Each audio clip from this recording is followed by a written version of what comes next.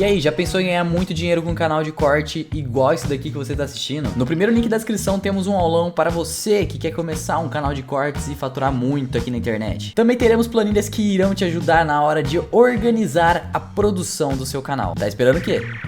Né? Por que você teve tanta energia para buscar tantos resultados e por que você teve tanta energia para ser um empresário, um empreendedor de sucesso? Eu não estava esperando aquela resposta que você falou assim, o amor pela minha esposa. Cara, eu não estava esperando aquilo, né?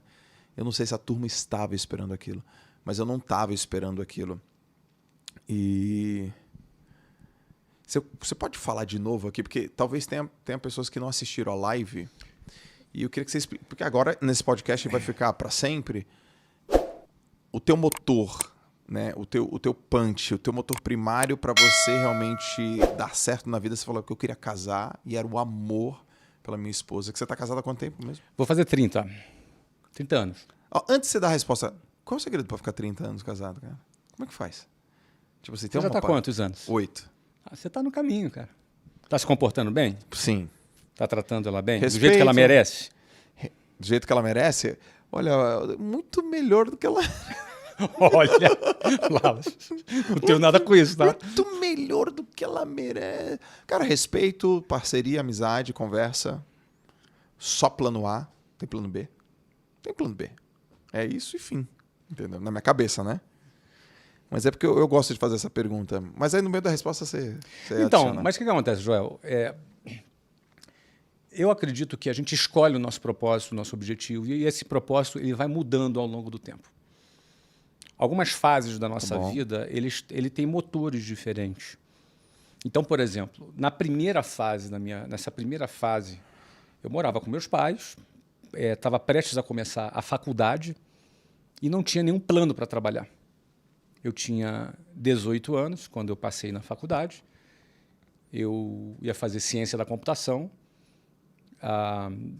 eu tinha passado para a Unicamp aqui em Campinas e deixei de ir por causa da Luciana, que eu estava namorando com ela. Uhum. Ia fazer UF Universidade Federal Fluminense, no segundo semestre. E naquele ato, depois que eu terminei o ensino médio e faltavam 6 meses para eu começar na faculdade, eu comecei a me dar conta que precisava ganhar algum dinheiro. Porque assim, eu tinha 18 anos, na minha cabeça era assim, eu vou estudar, depois eu vou trabalhar. Não estava pensando em trabalhar com 18 anos. Ia começar uma faculdade federal de manhã. Sim. Ou seja, quem vai estudar de manhã, o foco dele está 100% em estudar. Uhum. Como é levar uns 8 meses, porque assim, em agosto começaria no segundo semestre a minha faculdade, naquele período eu preciso ganhar algum dinheiro. Nunca tinha parado para pensar nisso. Era muito naquela... Comecei a trabalhar tarde, inclusive, né? Mas meu foco não estava aí. E naquele momento ali que eu comecei... Ou seja, por que eu pensei em ganhar um primeiro dinheiro? Porque eu estava ali namorando com a Luciana e queria ter alguma autonomia com a Luciana, sair, passear, comprar um presente. Ou seja, estava naquela... Não ia ficar pedindo dinheiro para o meu pai. Até porque eu estava com a moral baixa, tinha acabado de ser expulso da Marinha. Você imagina? Aí, coitado, meu pai não tinha... Minha mãe não tinha condição de ficar bancando meu namoro.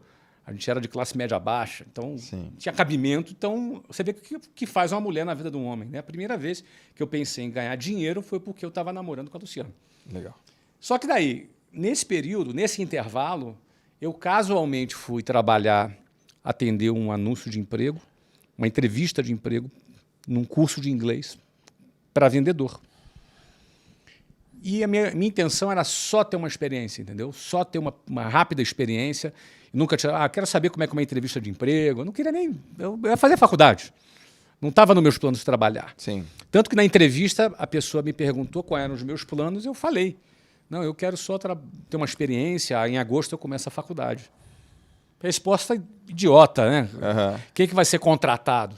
Eu acho até que eu fui ali escolhido por engano, sabe? Porque o cara do meu lado deu uma resposta bacana e ela mandou ele embora e eu fiquei.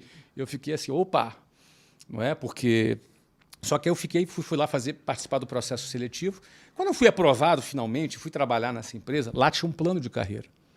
Tá. E aquilo me cativou.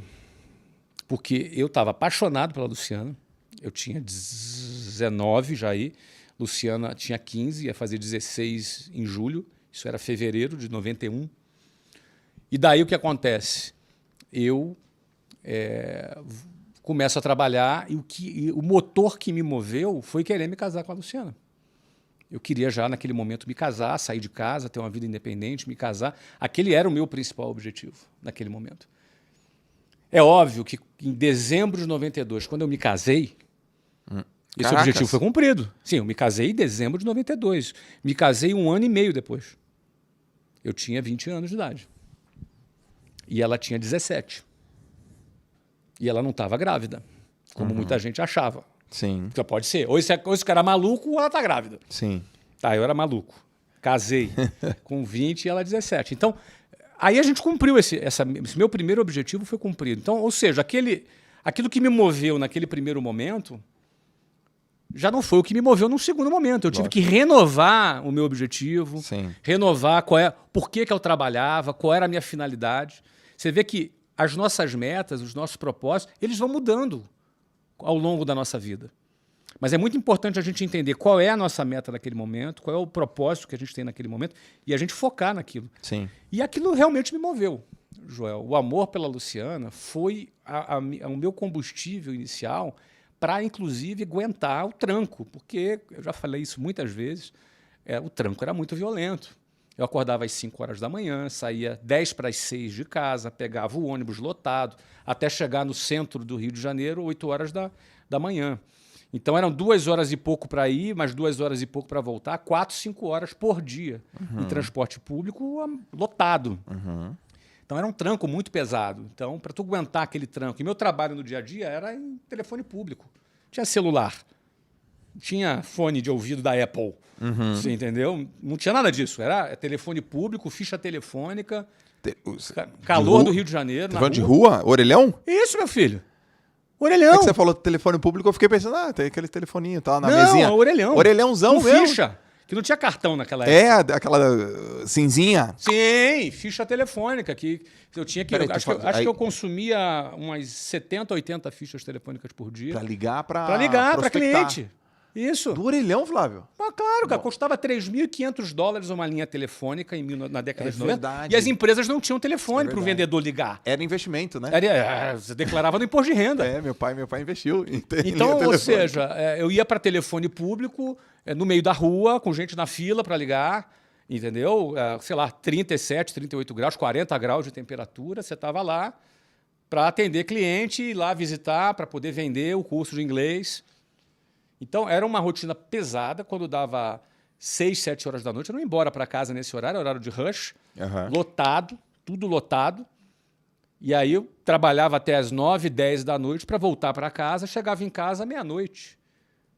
Ia comer alguma coisa, meia-noite e 45, eu ia dormir, 5 horas da manhã, acordava de novo. Sim. Você entendeu? Ou seja, eu não acordava às 5 horas da manhã para assistir a live do Thiago Nigro. Não, meu amigo, era para pegar o ônibus lotado. Você entendeu, cara? O ônibus lotado e começar um novo dia. Então, eu penso que essa pegada inicial, que era pesadíssima, eu tinha que estar muito motivado.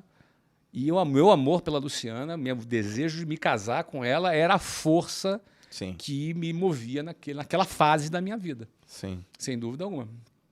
Caracas. Quando que veio, depois do casamento, o momento que, sei lá, você considera ou classifica conforto? O primeiro confortinho, assim, sei lá, uma casa legal, tem uma condiçãozinha para estar confortável, assim. Quantos anos depois? Eu me casei, já foi bastante confortável. A gente morava logo na entrada da favela Cavalo de Aço. Não é? Na primeira noite nossa, teve um tiroteio, acho que levou 1h30 de tiroteio. A gente ficou deitado no chão, olhando para o teto, olhando para a cara um do outro, dando risada. Né, cara? Eu identifiquei fuzil, metralhadora, revólver, granada. Cara, devia ter até bazuca, meu amigo. Foi 1h30 de tiro. Isso é uma granada. Isso é tiro de... Deve ser. Deve ser granada. Entendeu? Ali, na primeira noite, assim, meio boas-vindas ali, né? Caracas. Boas-vindas ali.